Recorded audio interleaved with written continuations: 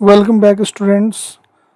आज की इस क्लास में हम लोग टाइप्स ऑफ रिलेशन के बारे में पढ़ेंगे। तो पहले डिस्कस करते, first is relation in set A. Okay, तो क्या है ये रिलेशन इन सेट ए? तो नाउ डेफिनेशन ये है, relation R from set A to set A is called relation in set A. इसका मीनिंग क्या हुआ कि रिलेशन इन सेट ए के लिए रिलेशन का डोमेन और कोडोमेन दोनों सेम रहने वाला है। ओके, तो ऐसे रिलेशन को क्या बोलते हैं? Relation in set A. Okay, तो this is first definition, relation in set A. Now next है नल रिलेशन। देखो, नल रिलेशन क्या होता है? It is type of relation in set A. Null relation का डेफिनेशन क्या है? तो it is relation R in set A is called null relation if no element of set A is associated with any element of set A. Okay, इसका ये meaning हुआ कि अगर set A का हर एक एलिमेंट सेट A के किसी भी एलिमेंट से एसोसिएटेड नहीं है तो वो नल रिलेशन है। जैसे देख सकते हैं ये, ओके, डोमेन का कोई भी एलिमेंट को डोमेन के किसी भी एलिमेंट से एसोसिएटेड नहीं है तो ये क्या है? Null relation. नल रिलेशन को रोस्टर फॉर्म में किससे रिप्रेजेंट करेंगे? नल सेट से। Okay, null set, right. Now another next relation is universal relation. Universal relation is again type of relation in set A. So its definition is relation R in set A is called universal relation if every element of set A is associated with all elements of set A. इसका ये meaning हुआ, जैसे set A के पास element A है, A set ए के हर एक element से associated है, बी भी सभी एलिमेंट से एसोसिएटेड है, सी भी सभी एलिमेंट से एसोसिएटेड है। तो ऐसे रिलेशन को क्या बोलते हैं? We call it universal relation. Okay, now next very important, identity relation. इसका डेफिनेशन क्या है? Relation R in set A is called identity relation if each element of set A is associated with itself only. Only word बहुत important है क्योंकि identity relation में set A का हर एक एलिमेंट केवल खुद से ही एसोसिएटेड होता है, जैसे ए से, बी से और सी से। ओके, ये डेफिनेशन है आइडेंटिटी रिलेशन का। हर एक एलिमेंट को खुद से ही एसोसिएटेड रहना होता है। Now next is, this is also very important, reflexive relation। reflexive relation और आइडेंटिटी रिलेशन दोनों का डेफिनेशन ऐसा लगता है जैसे मिलता जुलता हो, बट ये डिफरेंट है थोड़ा। जैसे देख सकते हैं, reflexive again it is type of relation in set A. तो नाउ डेफिनेशन क्या है? Relation R in set A is called reflexive relation if each element of set A is associated with itself. यहाँ पे देख सकते हैं, यहाँ पे जैसे हम लोगों ने जस्ट अभी आइडेंटिटी रिलेशन को पढ़ा था, वहाँ पे इटसेल्फ के बाद क्या था? ओनली वर्ड था। यहाँ पे ये ओनली वर्ड नहीं होगा। तो इसका ये मीनिंग हुआ कि रिफ्लेक्सिव रिलेशन में सेट ए का हर एक एलिमेंट खुद से तो एसोसिएटेड होगा ही, इसके अलावा किसी दूसरे एलिमेंट से भी एसोसिएटेड हो सकता है। जैसे ए के अलावा सी से एसोसिएटेड है, बी के अलावा ए से एसोसिएटेड है, सी खुद से एसोसिएटेड है।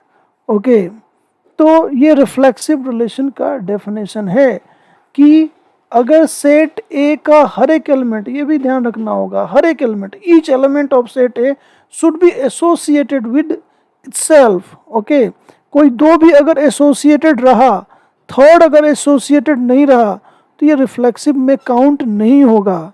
ओके, नाउ नेक्स्ट अब है सिमेट्रिक रिलेशन। सिमेट्रिक रिलेशन क्या है? तो it is again type of relation in set A. Definition, relation R in set A is called symmetric relation if x, y belongs to R implies y, x belongs to R। इसका ये meaning हुआ कि अगर ये पता चल रहा कि x comma Y relation R का मेंबर है, तो y कॉमा एक्स भी अगर R का मेंबर है तो बोलेंगे कि रिलेशन जो R है वो सिमेट्रिक रिलेशन है। ओके, जैसे यहाँ पे देख सकते हैं, यहाँ पे मैंने जो रिलेशन R ये वेन डायग्राम फॉर्म में भी है और रोस्टर फॉर्म में भी है। तो जैसे पहला एलिमेंट दिख रहा ए कॉमा बी आर का मेंबर है, तो अगर बी कॉमा ए तो दिख रहा B comma A is also member of are.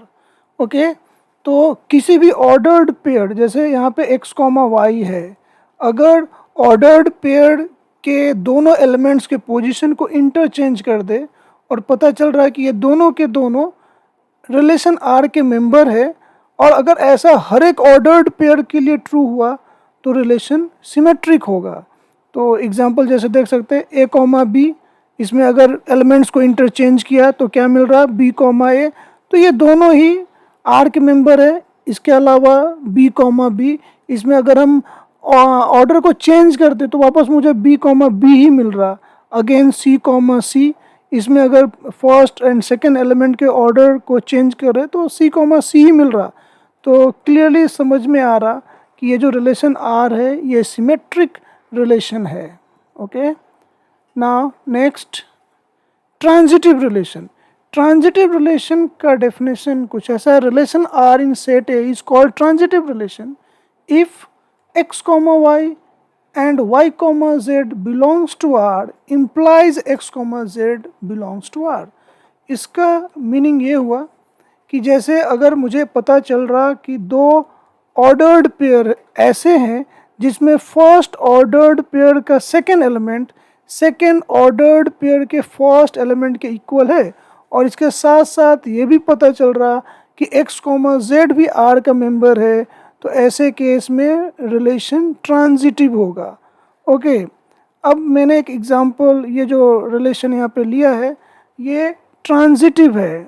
इसमें कैसे हम लोग डिसाइड करेंगे, तो जैसे कि नाउ अब मैं कोई एक ले रहा, जैसे ए कॉमा ए, और फिर ए कॉमा ए में सेकेंड एलिमेंट ए है, फिर मैं ए कॉमा बी को ले रहा, ए कॉमा बी में फर्स्ट एलिमेंट ए है, तो इन दोनों को अगर ऐसा लिखे A comma B belongs to R, अब सेंटर वाले टर्म को समझो एलिमिनेट कर दिया तो बचा क्या ए कॉमा बी, तो दिख रहा है कि ए कॉमा बी भी तो आर का मेंबर है।